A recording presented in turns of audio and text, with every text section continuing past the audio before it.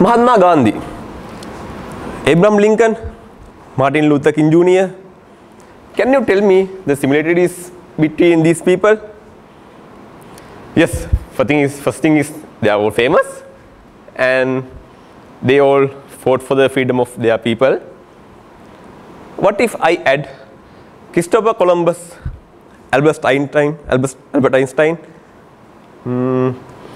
Soichiro Honda for this group? What can you tell about now?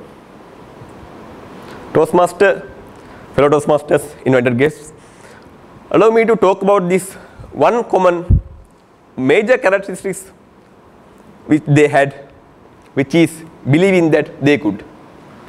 Maybe you can recognize some other factors such as hard work or resilience or effort, focus on their lives. But there is one telling factor which rises above among all of these, that is the will that they had, and that is what brought wind to them. No one ever born with all the capabilities in their hand. Most of the highly successful people had nothing when they started. They faced many differences in the beginning. One of the best example was Helen Keller.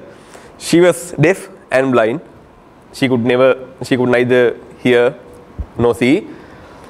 Can you imagine a situation for trying to learn without being able to hear or see? The only possible communication media is through the touch. But she won that challenge. She earned a degree and became an author, a political activist, a lecturer. At the end, what did she have?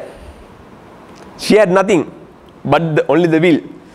She believed that she could do that. If I talk about Abraham Lincoln, due to a land dispute, he had to leave home in the early age and bankrupted many times and lost several elections. But he did not give up. He tried hard to become what he wanted, and he believed that he could do it within himself. That's how he became one of the greatest leaders in the country. Failures, obstructions, losses are not the end of our journey.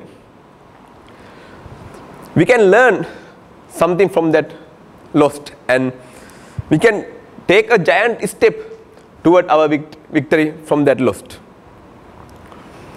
We need to believe that we can do that. So one day we can have our victory. Michael Jordan once said that he almost missed 3,000 shots and maybe lost 300 games, and in 26 times he was trusted to take the winning shot, but he missed. What would have happened if he had given up at that time? We may never heard of his name, but he chose to fight, not to give up. That's what brought him here, the will. Some people may think that they cannot play cricket, or they cannot do artwork, or maybe not good in mathematics. But that's not true. I would like to tell that no one is ever born with the capabilities in their hand. They just learn and practice it.